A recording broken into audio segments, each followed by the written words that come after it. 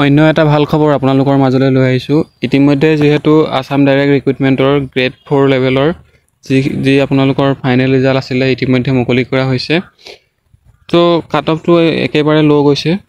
যি আপোনালোকৰ এই কিছুদিন পূৰ্বে আপোনালোকৰ ভাইভা অনুষ্ঠিত হৈ গৈছিলে, সেই কাট অফটো যিটো আপোনালোকৰ প্ৰথমে আপোনালোকৰ নেক্সট লেভেল আপোনালোকৰ যিটো ভাইভাৰ কাৰণে মতা হৈছিলে তাত নিচেই কম কাট অফ গৈছিলে।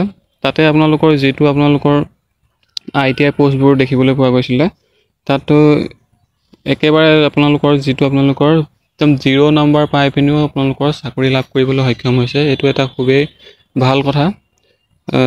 যিসকলে এতিয়া 0 লাভ কৰিছে তেওঁলোকেও চাকৰি লাভ কৰিবলৈ সক্ষম হৈছে। ইয়াতে আপোনালোকৰ কাট অফটো কিমান গৈছে কিছুমান যিটো আপোনালোকে দেখিবলৈ পাইছে, ইয়াতে আপোনালোকৰ তললৈ স্ক্ৰল কৰিলে কাট অফৰ লিষ্টটো ইয়াতে গোটেইখিনি পাই যাব। ইয়াতে চাব যে যিসকল STP আছিলে বা ST হিলছ আছিলে তেওঁলোকৰ বাবে কাট অফটো কিমান গৈছে, ইয়াতে -3 এইটো চাওক। ইয়াতে আপোনালোকৰ কি দিয়া আছে, ST প্লেনছৰ বাবে যিসকলে ইয়াতে আছিলে ST প্লেনছ তাতে গৈছে -3.75। ইয়াতে কোনো ধৰণৰ যিটো আপোনালোকৰ ইলেক্ট্ৰিচিয়ানৰ প'ষ্ট আছিলে ইয়াতে আপোনালোকৰ গৈছে -3.75, মানে আপোনালোকৰ মাইনাছ নাম্বাৰ পাই পিনিও চাকৰি লাভ কৰিবলৈ সক্ষম হৈছে। এইটো খুবেই ভাল কথা। মাইনাছ পাই পিনিও এইটো ভাল কথাও ক'ব পাৰি। যিসকলে লাভ কৰিছে তেওঁলোকৰ কাৰণেতো ভালেই হ'ব, যিসকলে লাভ কৰা নাই তেওঁলোকৰ বাবে বেয়া কথা। এইটো যি হ'ল এতিয়া অসম চৰকাৰে কি ভাবি ইয়াতে পোষ্টকেইটাত আপোনালোকৰ চিলেকশ্যন দিছে, যিহেতু যিসকলৰ অভিজ্ঞতাই নাই কোনো ধৰণৰ তেওঁলোকেও চাকৰিটো লাভ কৰিবলৈ সক্ষম হৈছে। যিহেতু 0 নম্বৰ পাই পিনিও ইয়াতে -7 ইয়াতে কিমান গৈছে, মাইনাছত নম্বৰ পাই পিনিও চাকৰি লাভ কৰিবলৈ সক্ষম হৈছে। যিহেতু অসম চৰকাৰে এইটো পোষ্টৰ বা যিকেইটা পোষ্টৰ বাবে এটা নিৰ্ধাৰিত মাৰ্ক কৰিব লাগিছিল যে কোৱালিফাইং মাৰ্ক ইমানটো হ'ব লাগিব। কিন্তু এতিয়া কি হয় এতিয়া আপোনালোকৰ যিহেতু ফাইনেল ৰিজাল্টটো মুকলি কৰা হৈছে, সেইবাবে এতিয়া কোনো নাই। যিহেতু অলৰেডি বহুতে চাকৰি লাভ কৰিবলৈ সক্ষম হৈছে। এতিয়া ফাইনেল কাট অফটো কিমান গৈছে, মাইনাছত যাবলগীয়া হৈছে। যিহেতু কেণ্ডিডেট নাই সেইবাবে মাইনাছত যাবলগীয়া হৈছে। ইয়াতে যিসকলে এতিয়া লাভ কৰিছে তেওঁলোকলৈ শুভেচ্ছা থাকিল।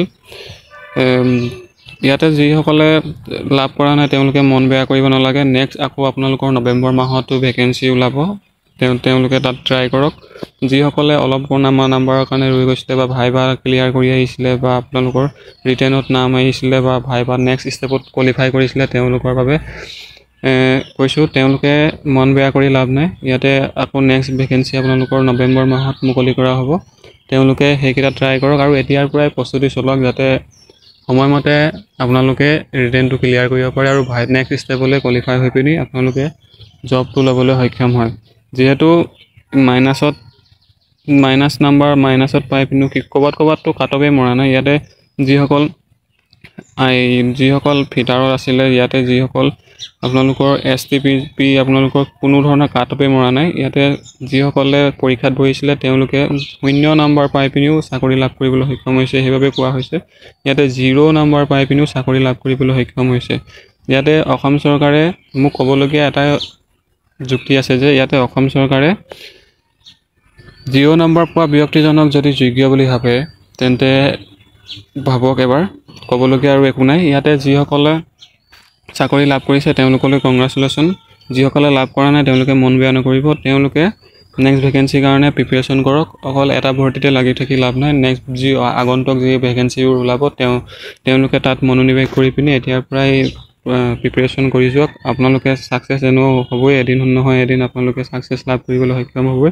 তো মন বেয়া কৰিব নালাগে, নেক্সট ভেকেঞ্চি ট্ৰাই কৰক। তো 0 নম্বৰ পাই পিনিও চাকৰি লাভ কৰিবলৈ সক্ষম হৈছে, এইটো এটা আচৰিতজনক কথা। ইয়াতে কোনো ধৰণৰ কাট অফে মৰা নাছিলে কিছুমানত। ইয়াতে যিসকলে লাভ কৰিছে তেওঁলোকলৈ পুনৰবাৰ শুভেচ্ছা থাকিল।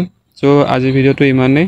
নেক্সট ভেকেঞ্চিৰ কাৰণে আপোনালোকে যিহেতু নৱেম্বৰ মাহত অন্য ভেকেঞ্চি ওলাব, তেওঁলোকে অন্য ভেকেঞ্চিৰ কাৰণে প্ৰিপেৰেশ্যন কৰক। ADRE 3.0 কাৰণে প্ৰিপেৰেশ্যন কৰক আৰু লগতে যি অন্য ভেকেঞ্চিবোৰ আছে, যি আগন্তুক ভেকেঞ্চিসমূহ ওলাব, যিহেতু মুখ্যমন্ত্ৰী ডাঙৰীয়াদেৱে আলোচনা কৰিছে, বা এনাউন্স কৈছে নৱেম্বৰ মাহত শেষৰ ফালে অন্য আৰু ভেকেঞ্চি ওলাব।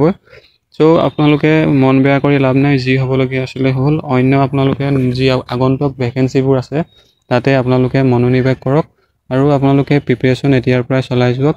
আপোনালোকে এদিন নহয় এদিন সফলতাৰ মুখ দেখিবই। চ' আজিৰ ভিডিঅ'টো ইমানে। ধন্যবাদ। জয় আই অসম।